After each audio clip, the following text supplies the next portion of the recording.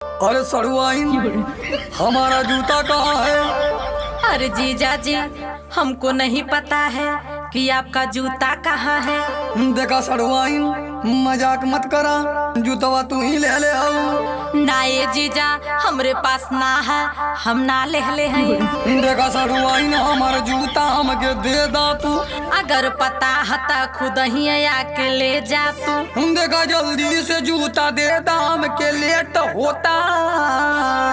जब तू निकला ये जीजा, कौन चीज के वेट होता। तोरे दीदी के बिना लिया वाले कैसे चली जाई? बिना जूतवे के ये जीजा जी अब निकल जाई। तू ना देबू तो तोहरे दीदी से हम ले ले बहो। जब ले देबा ना पैसा, जूता तोहके ना देबो। ऐसा को हमके साली अब यकीन हो गई। तोहारी मुहवा तो बिलार मतिन हो गई।